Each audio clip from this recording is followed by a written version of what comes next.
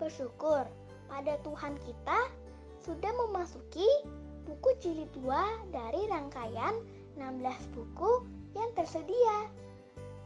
Mari kita dengarkan Pak Leo menjelaskan tentang kekudusan keluarga Yakub yang diambil dari Kejadian 35 ayat 13-26.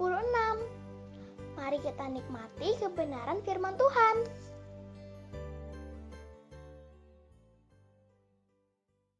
Shalom anak-anak, mari kita sama-sama berdoa.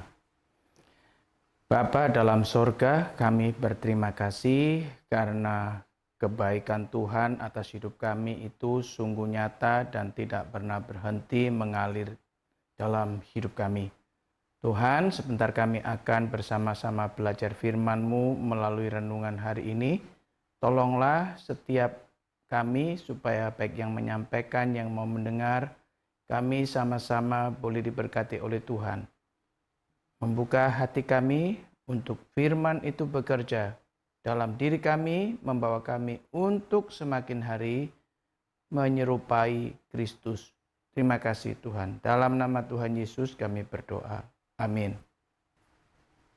Anak-anak sekalian, bagi Yakub, Betel adalah satu tempat yang sangat mempunyai kenangan indah dalam hidupnya. Kenapa saya katakan seperti itu?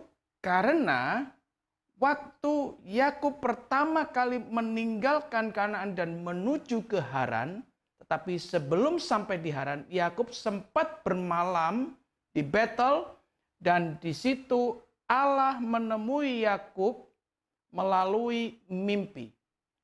Dan Allah memperkenalkan dirinya serta berjanji memberkati dia serta mengampuni kesalahannya.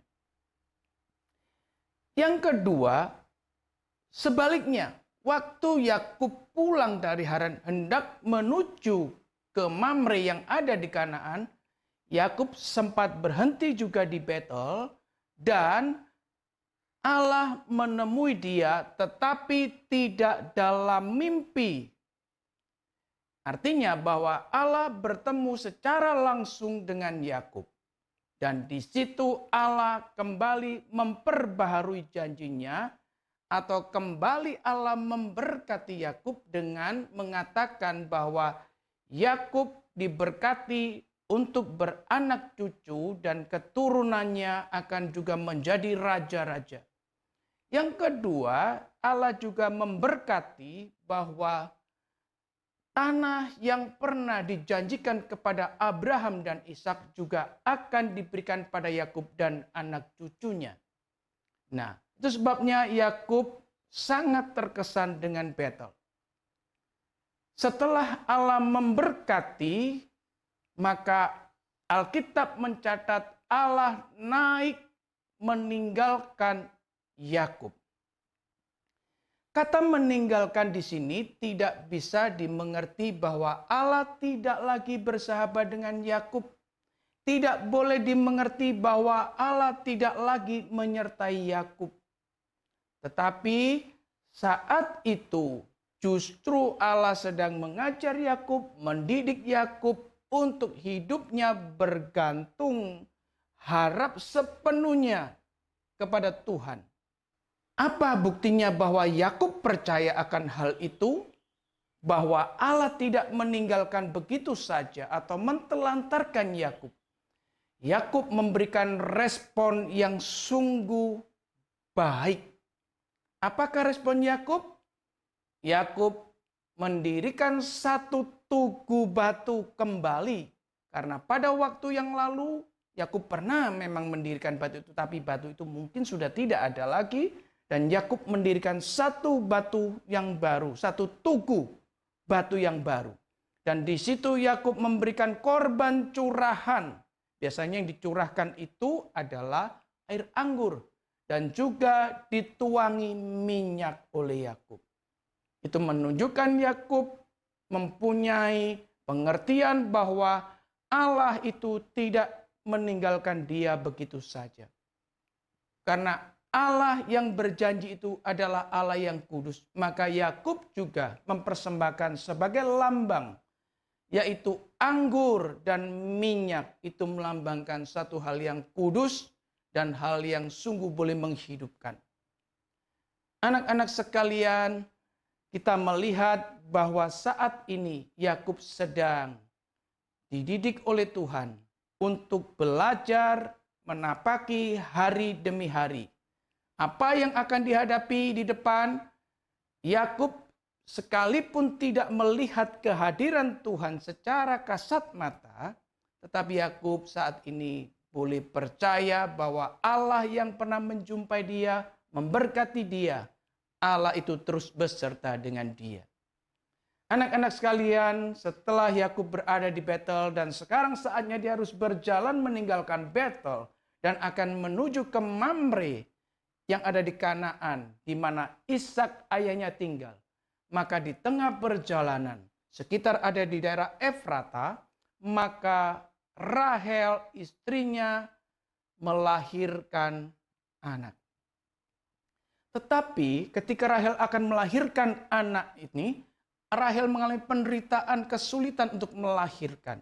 Sehingga Rahel waktu berhasil melahirkan anak itu, memberi namanya Ben-Oni. Artinya dialah penderitaanku. Tetapi memang benar setelah itu Rahel meninggal dunia atau mati. Tetapi Yakub tidak membiarkan nama Ben-Oni melekat pada anak terakhirnya. Yakub memberi nama anak itu Benyamin.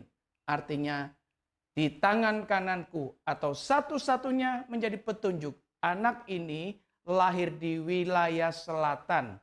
Karena yang lainnya 11 anak itu lahir di wilayah utara.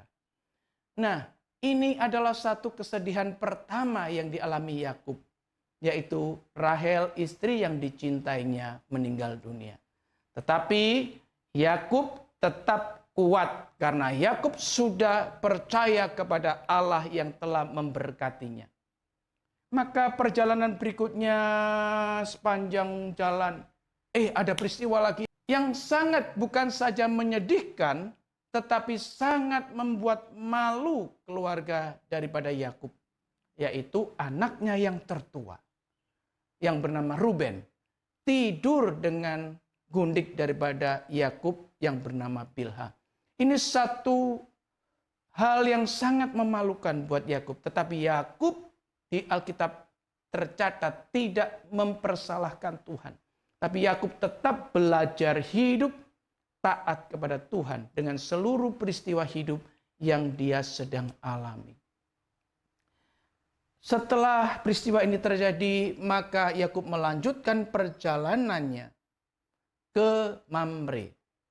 Perjalanan yang cukup jauh, yang sangat melelahkan secara tenaga dan melelahkan secara pikiran dan perasaan.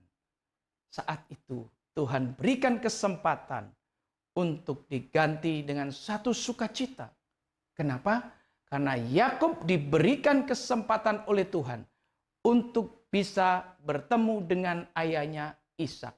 Saat itu Ishak berumur 180 tahun. Anak-anak sekalian, kita melihat bahwa sekalipun secara kasat mata Allah tidak terlihat oleh Yakub, tetapi dengan imannya mata Yakub melihat bahwa Allah tetap menyertai dia dan Allah senantiasa menolong dia.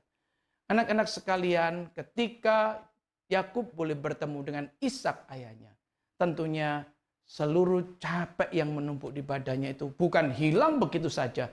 Tetapi sukacita itu membuat Yakub sedikit melupakan seluruh rasa letih dan capek yang melekat di tubuhnya. Anak-anak, percayalah bahwa sekalipun Allah yang kita sembah saat ini tidak nampak oleh mata kita, tetapi Allah itu tetap menyertai kita, tetap memberkati kita, dan tetap menjaga kita.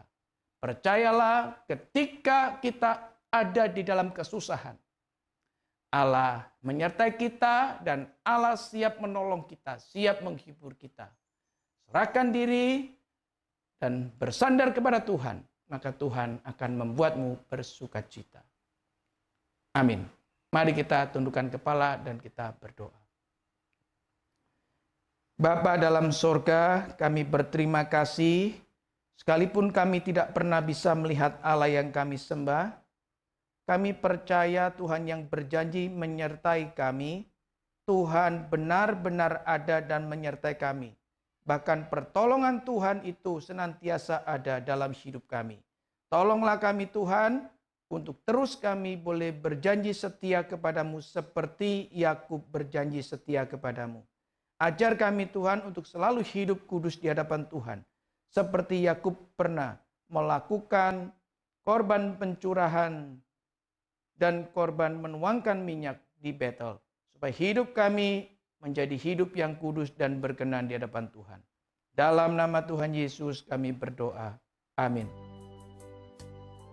Wah, ternyata ada sesuatu di luar nalar manusia, yaitu yang namanya kesetiaan Tuhan. Ya, kesetiaan Tuhan mampu menguatkan orang pilihannya, sehingga orang seperti anak-anak Yakub dapat bertahan sewaktu berada dalam pengujian. Kesetiaan Tuhan ini juga menjadi pegangan buat Kayla dan teman-teman, bukan? Semakin terasa kepentingan kita belajar firman Tuhan melalui BDKA. Besok baca dulu Kejadian 35 ayat 27 sampai 36. Bye.